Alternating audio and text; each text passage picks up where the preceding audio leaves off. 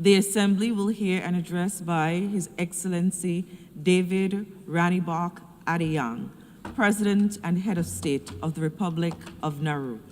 I request protocol to escort His Excellency and invite him to address the Assembly.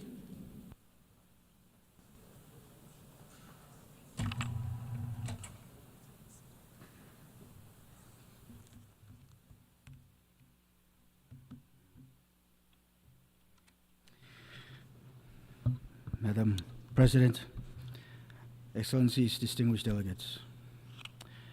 It's an honor to address this Assembly on behalf of the people and government of the Republic of Nauru, a small island nation committed to peace, prosperity, and a sustainable future for all. It is also a great privilege to speak as the first leader from the Pacific at this 80th session.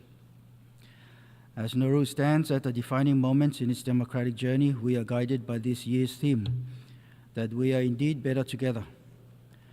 This conviction shapes my remarks today as I share Nauru's perspective on the urgent challenges before us and the collective action they demand. Madam President, we gather at a time when the world faces unprecedented challenges to peace and security. Nauru stands firmly against war and conflict, believing that dialogue and diplomacy must always prevail over division. The principles enshrined in the UN Charter, peace, human rights, and international cooperation remain our guiding light. Nauru may not have military might, but we have moral authority earned through our commitment to peaceful coexistence and multilateral solutions.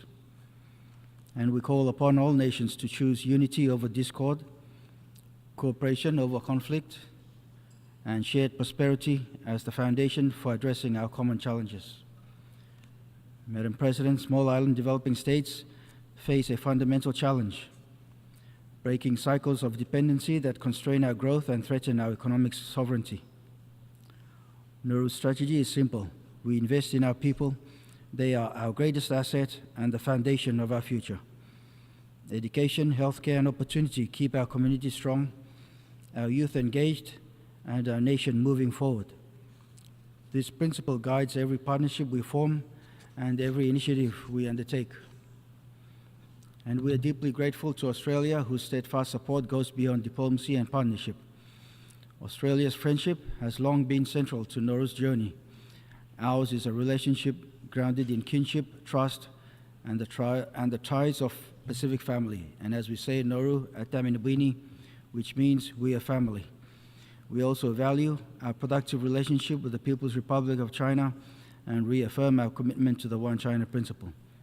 China's partnership has contributed meaningful opportunities for infrastructure, trade, and development that support Nauru's progress.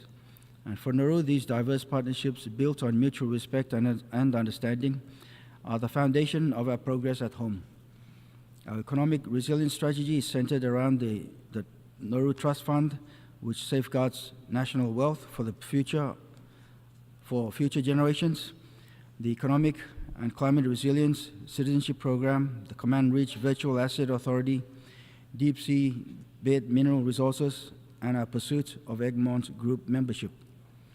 Through these initiatives, we are diversifying our economy, creating transparent revenue streams, and ensuring that today's progress benefits those yet to come. And as we look ahead, we must come together in the spirit of cooperation that defines this 80th session. Madam President, for small island nations like Nauru, our vulnerability goes far beyond income. It's the daily reality of disrupted supply chains, narrow economic choices, geographic isolation, and the outsized impacts of crises we cannot control. By conventional measures, Nauru's national income suggests we have surpassed certain thresholds. But income alone fails to capture our fragility, the isolation, climate pressures, and economic shocks that shape our reality. We commend the United Nations for advancing the Multidimensional Vulnerability Index. The MVI reflects what our experience shows, that vulnerability is about exposure to shocks and capacity to respond matter more than income alone. This week's first biennial summit provides an opportunity to strengthen collaboration between the United Nations and multilateral institutions. Such collaboration should establish the MVI as the benchmark for determining eligibility for development support, for concessional finance, and for technical assistance.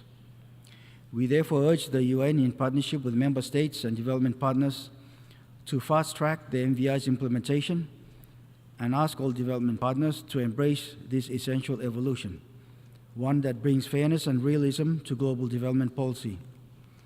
Nauru stands ready to work with all partners in realizing this vision.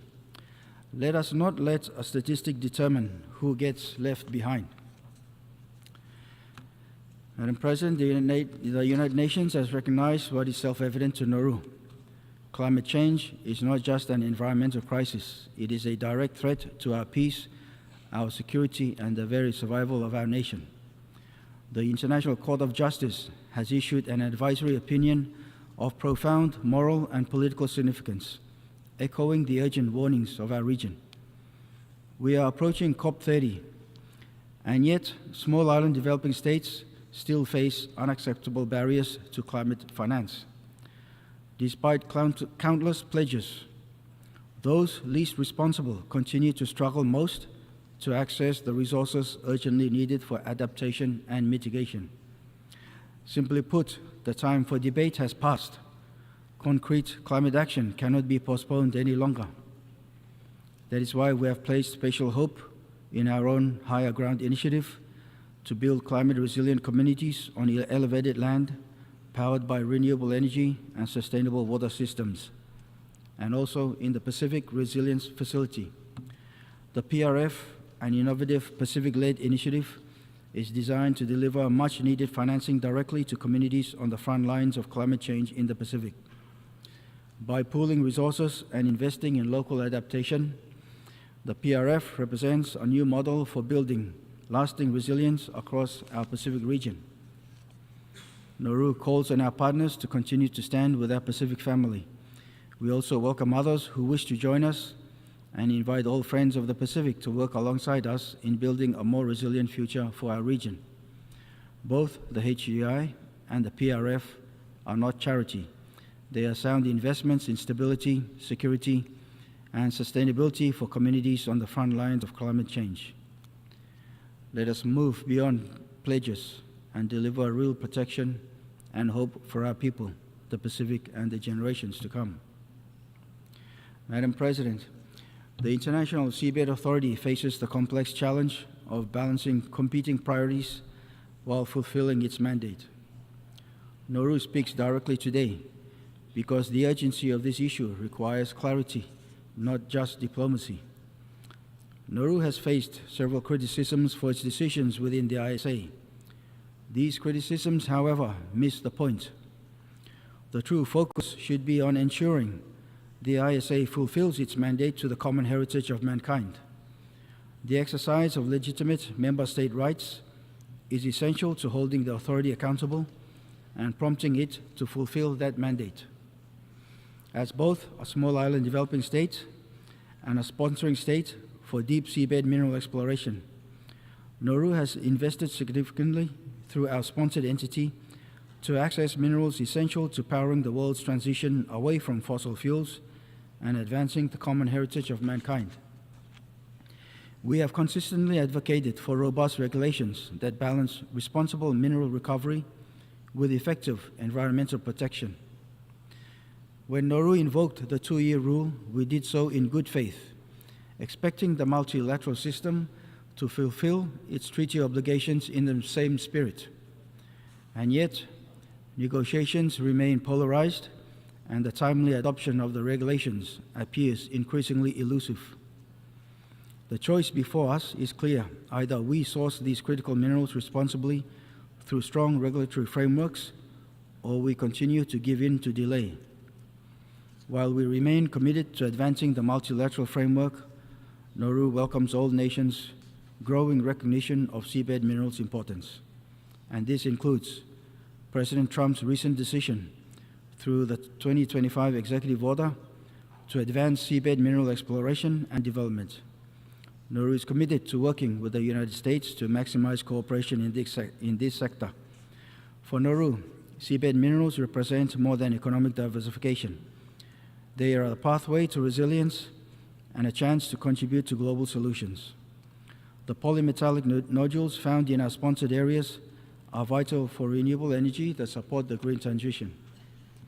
Nauru urges the ISA to work with renewed purpose to fulfill its mandate without delay for the adoption of the draft exploitation regulations. Madam President, after 8 years of multilateralism, our greatest challenge is evolving existing frameworks to address the realities of today, with recognition, resources, and partnership. The UN-80 initiative offers an opportunity to strengthen the UN's ability to respond effectively to the complex challenges faced by vulnerable countries like Nauru. We urge that ongoing reforms operationalize the special circumstances of SIDS as a guiding principle, embedding recognition of our unique vulnerabilities in institutional procedures, financing mechanisms, and decision-making processes. As we look to strengthen multilateral frameworks, we must also address practices that undermine them. Standing with vulnerable nations, Nauru calls on the international community to end unilateral economic measures that deepen vulnerabilities and limit development opportunities. We encourage dialogue on long-standing economic measures, including those affecting Cuba, to ensure they support rather than hinder the development aspirations that the UN Charter and this Assembly seeks to achieve. Madam President, Excellencies, distinguished delegates, history will not judge us by our words, but by the future we build, by whether we choose unity over division, peace over conflict, and shared humanity over selfishness. The theme before us, Better Together, calls on us to protect the vulnerable, to build resilient economies, and to safeguard the planet for those who will follow. On behalf of the Republic of Nauru, I reaffirm our unwavering commitment to the United Nations and the vision of a just, peaceful, and sustainable world. For the sake of our children, for our planet and our common humanity, let us stand together, not as divided nations, but as one family determined to build a brighter tomorrow. May God bless the Republic of Nauru. May God bless the United Nations. Matu Bakar, thank you. On behalf of the Assembly, I wish to thank the President and Head of State of the Republic of Nauru.